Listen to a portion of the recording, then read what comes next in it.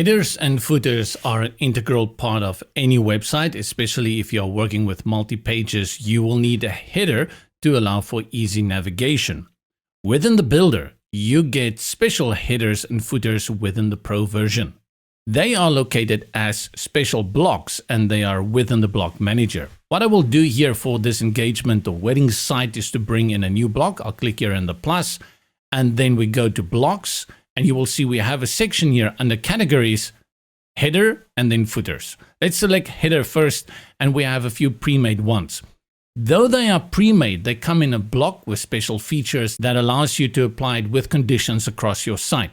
Let's go for a simple one. I'll choose this one here at the top, and by selecting it, it drops in here. And then what I'll do, I'll go to the reorder sidebar and drag it to the top. That's where the header should be. Let's have a quick look at what do we have here.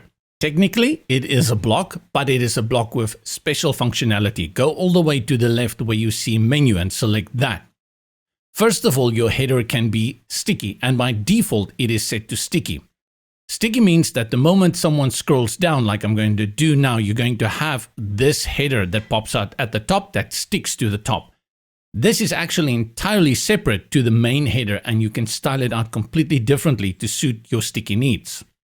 Next to sticky, you have static, which means it will remain at the top, and as I scroll down, it disappears. The last one is fixed, and fixed means it will stay at the top as we scroll down. Let's put it back on static and then look at the other options that we have here. This is very important when we come to the assignment of the conditions of the header, because now, instead of creating a header every time for each and every page, we're simply just going to assign it across our site. And for that, we're going to select Make it Global. Once we have done that, we can select on which pages we want it to display. And I'm going to go ahead and select All, because I want this header to apply across my site. And that's it. Save it, and then close out. And now this header will appear on each and every new page you create, as well as pages you've already created. All the styling features that you need for a header appears here. You can upload an image to the background. You can change the color.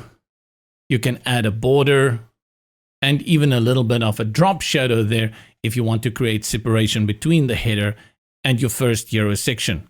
And then you can save it. And as usual, you have control over the width and the styling like padding and margins, even giving it a corner as well as a divider. Remember, I mentioned earlier that if you do set it on sticky, that you have the option when you scroll down and the sticky header pops up to style this one completely differently.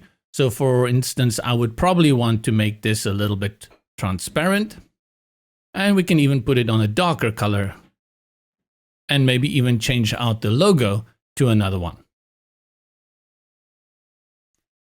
Apart from the header, we also have a footer block, which more or less acts the same as the header.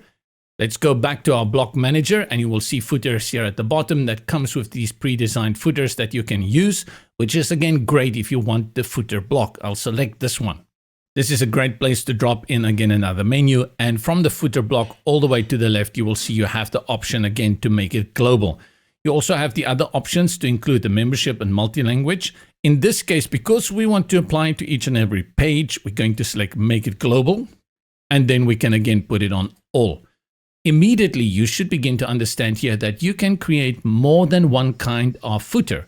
Two great blocks to your disposal to make your websites truly pop out. That is the header block as well as the footer block.